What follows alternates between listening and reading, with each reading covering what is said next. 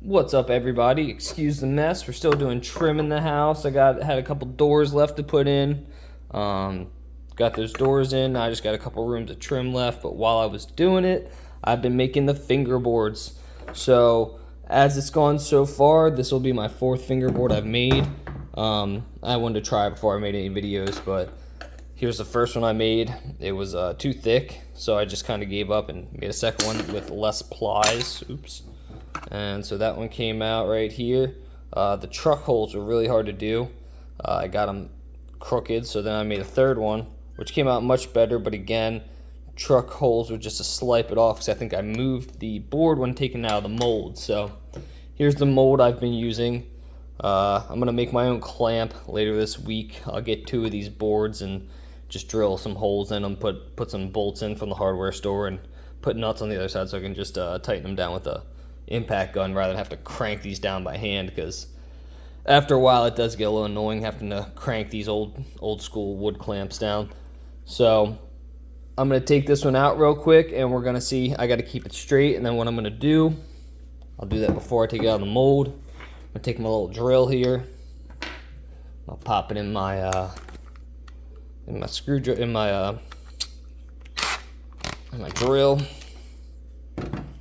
And then when I take this mold apart, it's super important I don't shift the board because the holes on the for the trucks have to stay aligned. So we're gonna do this nice and easy.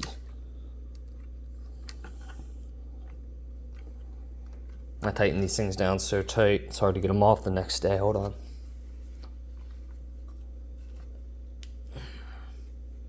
Dang. There we go. Alright, so the first thing I learned is do not let the board shift around the mold when you take your clamps off. So I'm going to take one off. What I'm going to do is I'm going to hold it down tight while I take the other one off. And then make sure you don't let go of the clamp. Don't let the board move. And then we're going to have to drill through these 4 holes right here. So let's go ahead and adjust the camera down.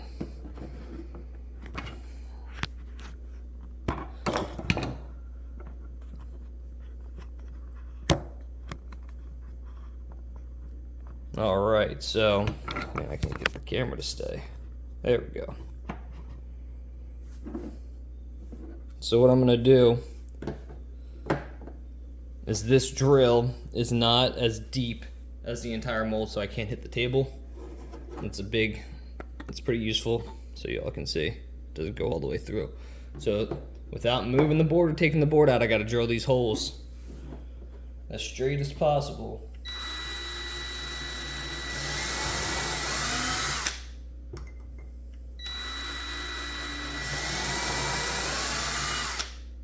That way we'll have straight trucks.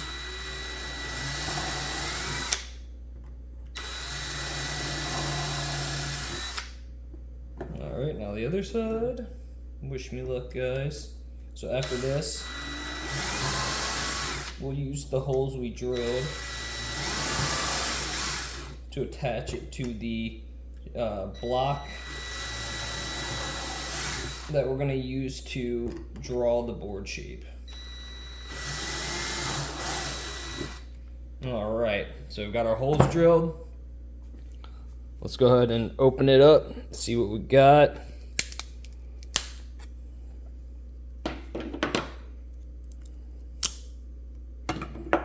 Alright, so this is our base board right here. Came out pretty nice. I actually got a wood stain, so I'm going to stain them. The next ones I make, I'm going to stain them a little bit, make them a nice blue.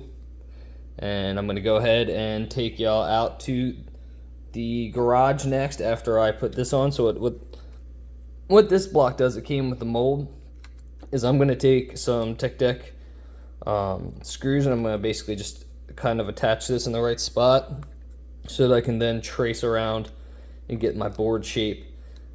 Once I do that, we'll go out and we'll get the Dremel, and we're going to cut the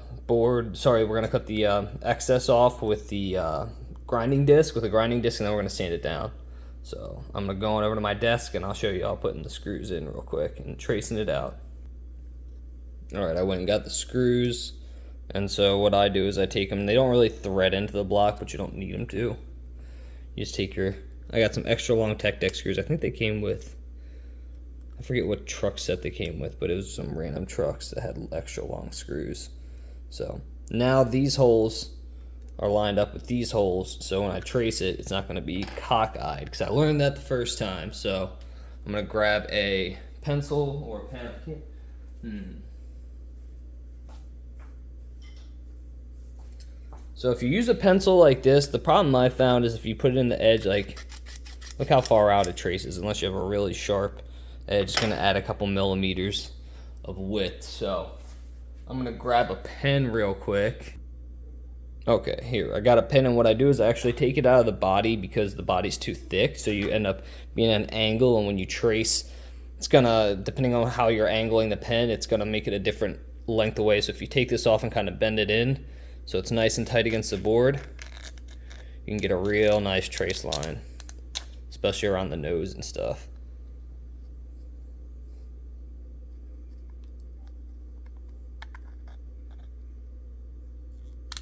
We're going to be removing all that material.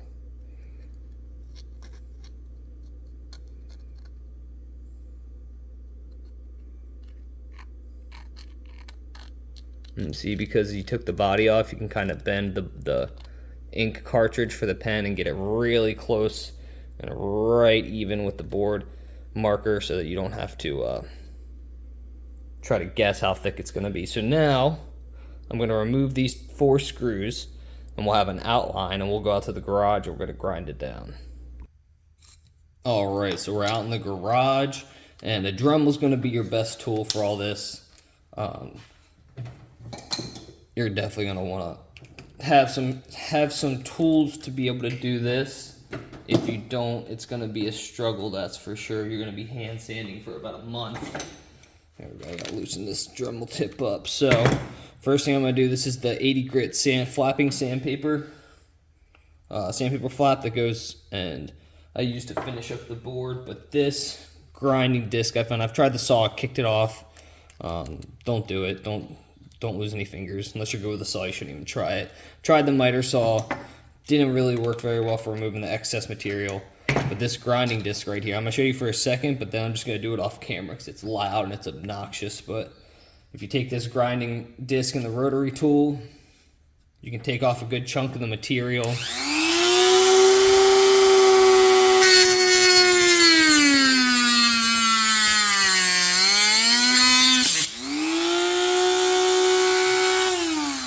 And so I'm just going to do that all the way around, get as close to the line as possible.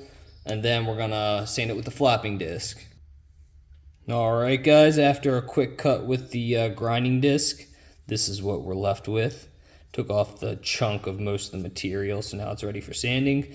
Oh, and one extra thing, make sure y'all are wearing safety or eye protection. Alright, it's always a risk when you're got stuff moving this fast, especially like circular saws, stuff you're cutting stuff with. It might fly off, and it won't do a whole lot of damage to your skin generally, but your eyes it will. So please make sure you wear eye protection. So we're going to switch over to another tip. We're going to go to the sanding tip. And I'll show you real quick how that works, but it's no rocket science out here. You're just going to remove all the material up to your lines you've drawn using your sanding disc, and it's going to take a little bit, maybe a couple minutes, but it's not too bad, and probably the fastest way I've found.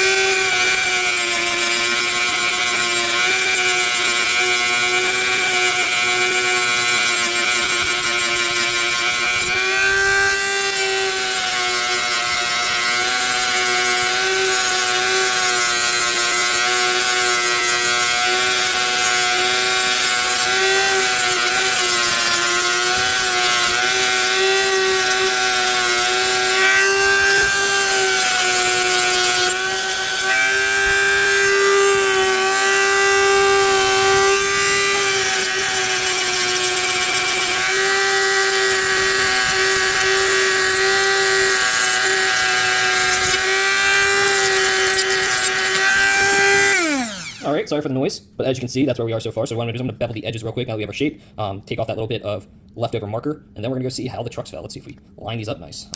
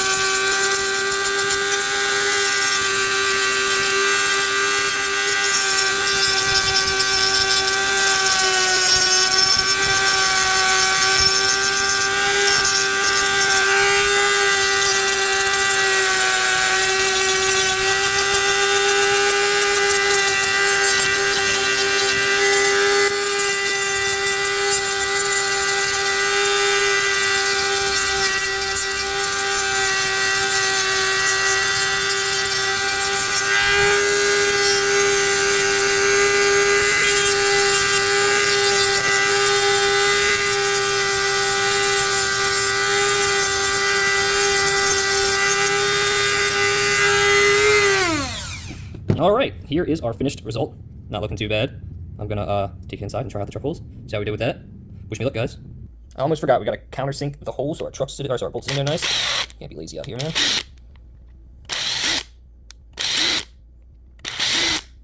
A little deeper.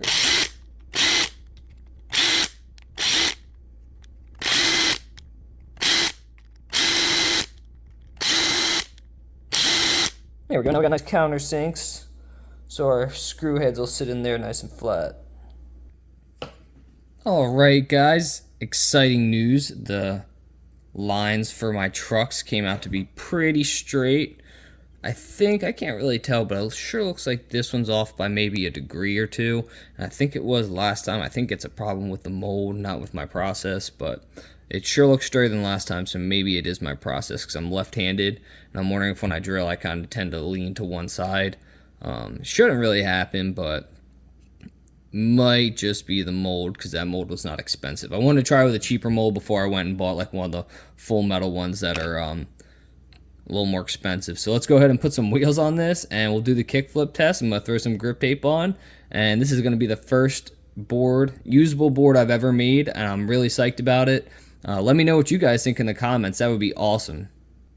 Oh yeah, okay, also I'm going to be switching out these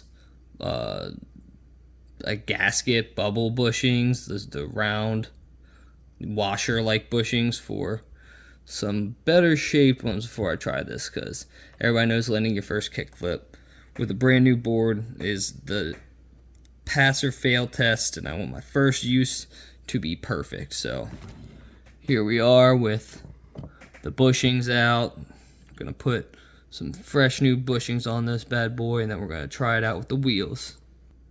Alright, we got our last truck here. We'll get these off. I don't like the washers either because when you put on the better bushings, they're a little thicker, and so what happens is if you don't take the washer out, you end up having the truck nut sit too high, and then the bolt is always hitting the grind rails when you grind on them, which I don't like. So I take that little washer out. It makes them a little less stiff too. I don't like the trucks being too stiff. Alright, there's our trucks together. A little too stiff, like I said. These aren't my favorite trucks, but it's what I got right now, so that's what's gonna have to do. Alright, what do you guys think of these wheels? Here's some teak tuning, polyurethane, 71D. Really like these wheels. Let's get out some lock nuts. Gold or silver? Gold or silver? I think the silvers go better on the teak trucks, if I do recall, because there's no guarantee. The silver ones came with these trucks, I do believe, and there's no guarantee they're actually threaded identical. You want to believe they are, but everybody's machining process is a little different, so that can happen.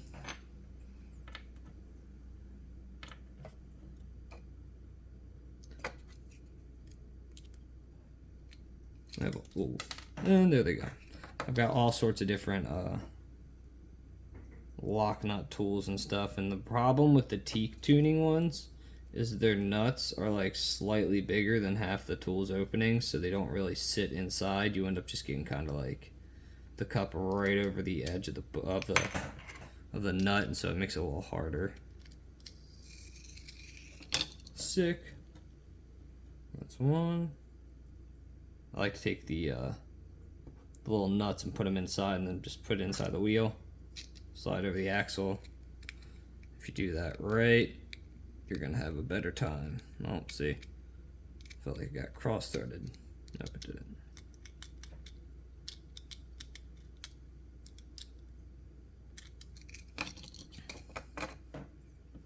All right, take the nut, put it inside the tool, put the tool inside the wheel, take the board, put it inside the bearing, and we're golden.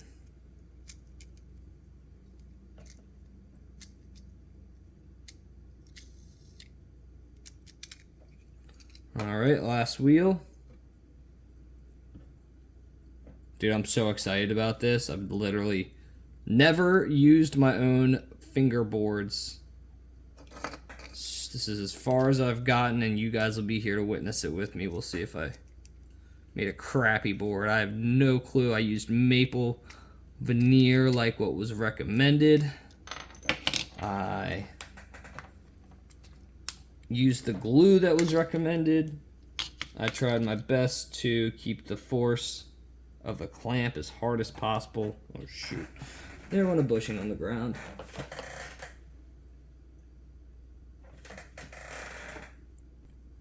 Alright, I found it. Gotta clean up all these little parts before they get lost, these little washers. I got this organizer at Hobby Lobby, I do believe. Hobby Lobby. Went there with my wife, and she was, or I saw these and was like, oh dude, I know exactly what I can use that for. It's good to find these little compartments. Oh, we need one more thing. Grip tape.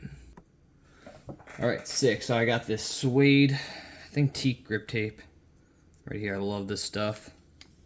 I got a fresh razor blade on my razor box cutter knife.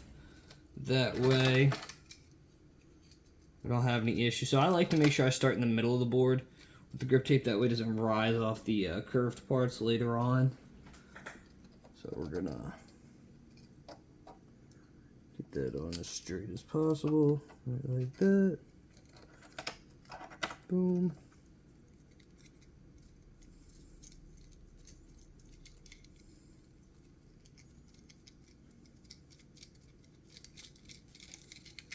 Awesome, awesome, awesome. Alright, there we are. Take my fresh razor blade. I'm gonna go right around the edge. You can use a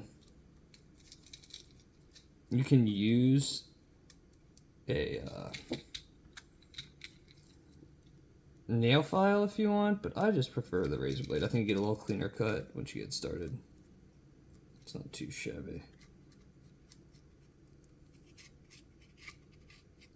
It's not even possible with the dull razor blades. Don't even try, guys. It's got to be like a fresh, sharp blade.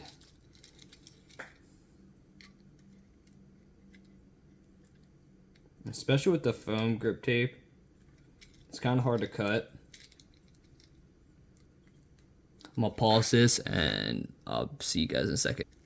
Okay, so this foam grip tape was not working out with a razor blade. The harder the grip tape, the better off you are with a razor blade. So here we go with just our standard nail file removal system. Works pretty dang well.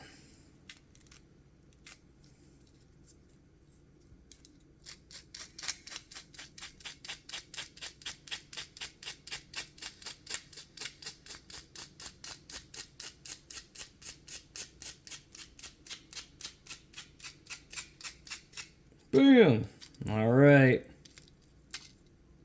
Oh.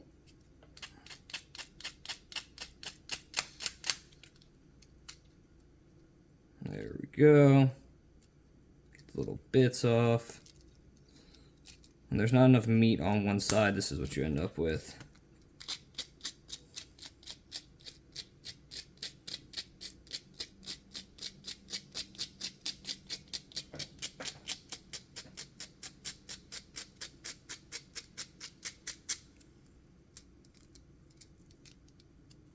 Yikes.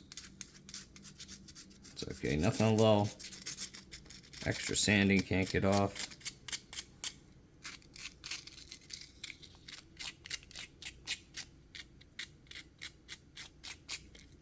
Alright, sick.